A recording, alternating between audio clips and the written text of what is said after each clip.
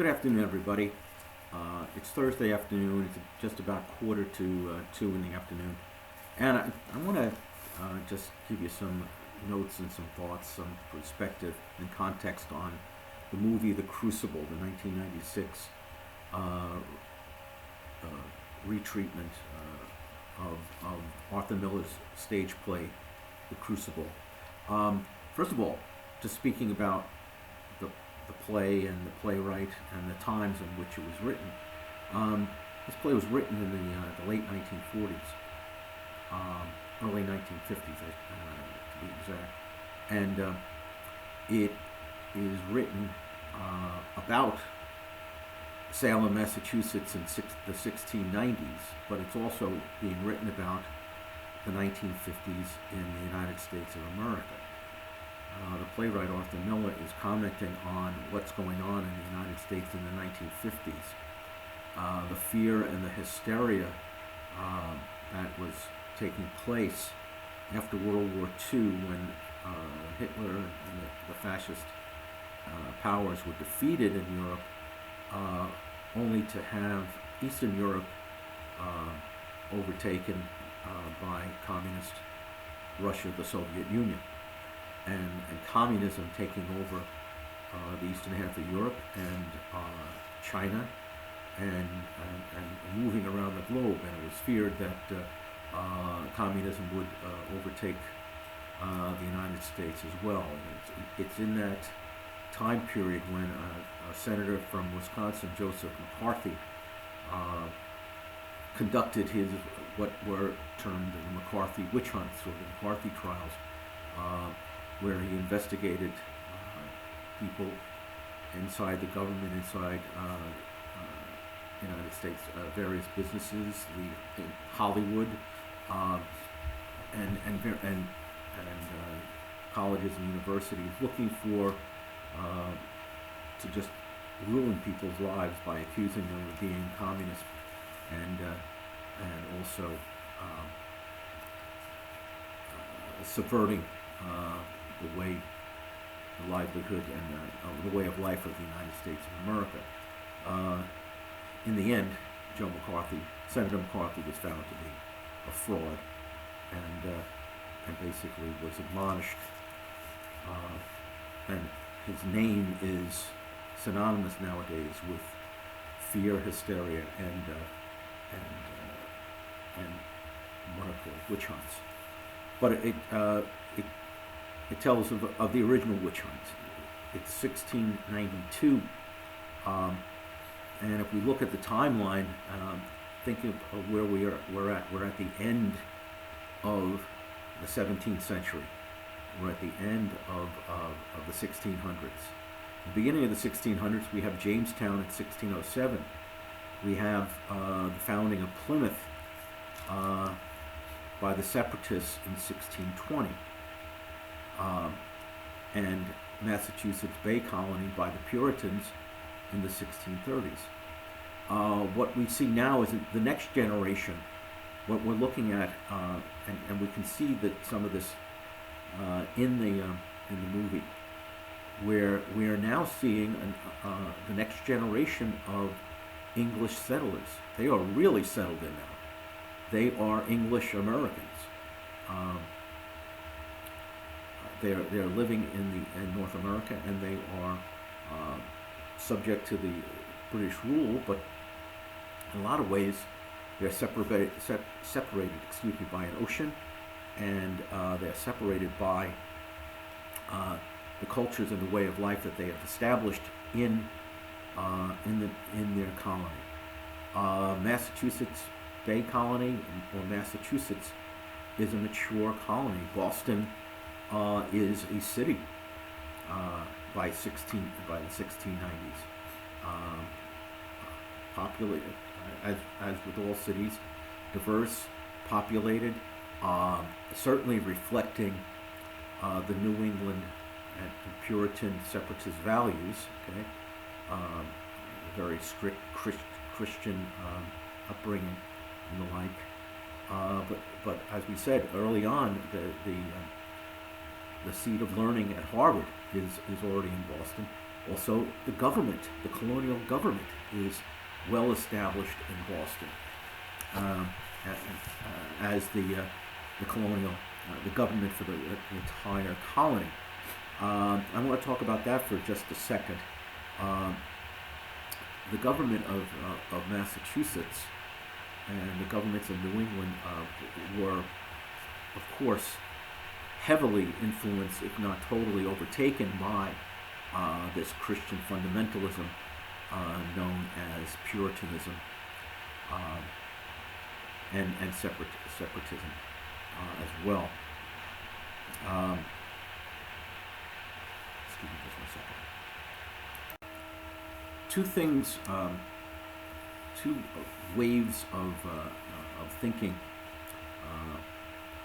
in Europe at this time are taking over. One is what is called the Great Awakening. You might have spoken about that before. You might have come across that in your reading. The Great Awakening is this this refinding of religion, of Christianity. People got religious. They found religion again. And what's interesting, at the same time, is what is called the Enlightenment, and it's a time of rational thought, and again, it's an extension of the Renaissance, and the fact that the idea of the individual, the idea of individual thought and scientific discovery, and coupled with at the same time this idea of a great wave of religious fervor. These two are finding themselves connecting and clashing with each other in Massachusetts. We see in the Crucible, again, it's 1692, and it's also, as Arthur Miller tries to let you know, it's also the 1950s. But it's also, by the way, what we talked about in the first week of class, or the first week or so of class, when we had class, when we talked about the Middle Ages, the Dark Ages, the time of great ignorance and great fear and hysteria, fear of anything that might be different, that fear that if something was out of order, that could mean the total breakdown of society. And this is what's going on in Massachusetts Bay.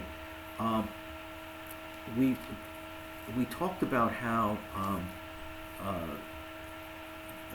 when the Pilgrims and the Puritans came to New England, that they did possess some of the ideas of the Enlightenment, the ideas that of individual thought and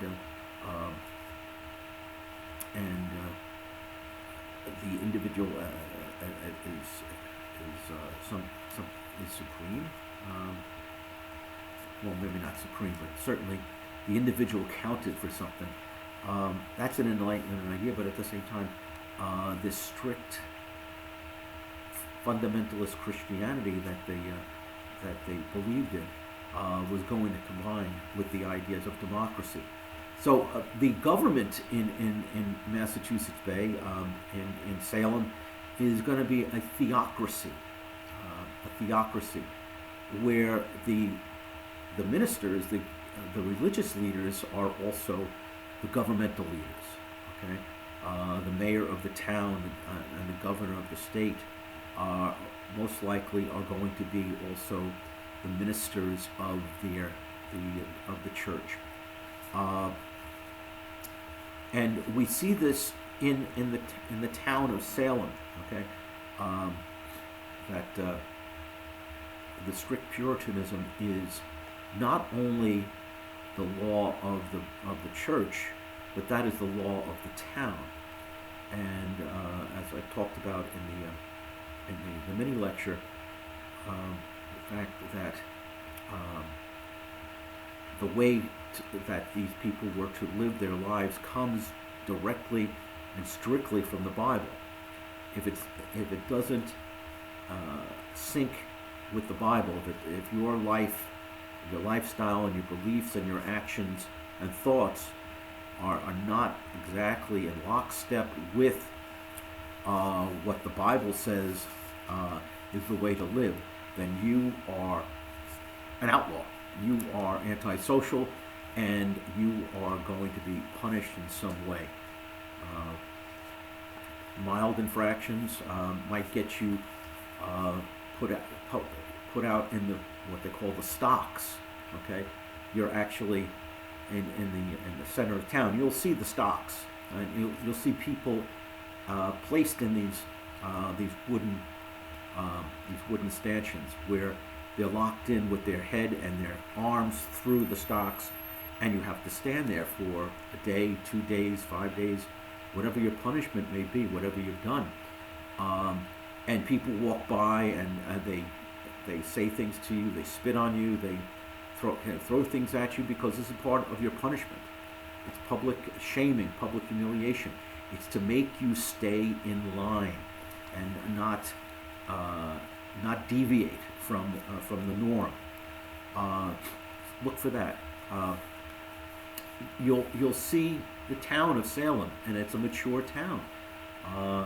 There are businesses, there are buildings, there are homes that in town, and then there are homes in the outskirts of town, where the farms are, where the farmers and their families live. But the center of the town of Salem is going to be the meeting hall, the church meeting hall, the town hall, and it's both for governmental purposes and for religious purposes. You meet there for your religious service, and you also meet there to have a town meeting. And the idea of the town meeting is a very democratic idea, and you'll see them meeting in the church, okay? And the pastor, the minister, will get up in the pulpit and speak to the people at this town meeting as if he were getting up there on Sunday and preaching. Okay, there's not a lot of difference between the actions of the church and the actions of the government. They're almost one and the same, and that's the idea of a theocracy. But the fact that the bell rings in town, meaning that the church bell rings, and that calls people to come from far and wide, from the farms. From the farms and from their homes in the village and their businesses. They're called to a town meeting, and they will be able to stand up and have their say, and that's democracy at its purest and most basic. But at the same time, who's running the show is the ministers, okay, and the board, I guess the board of elders, if you will, of the church.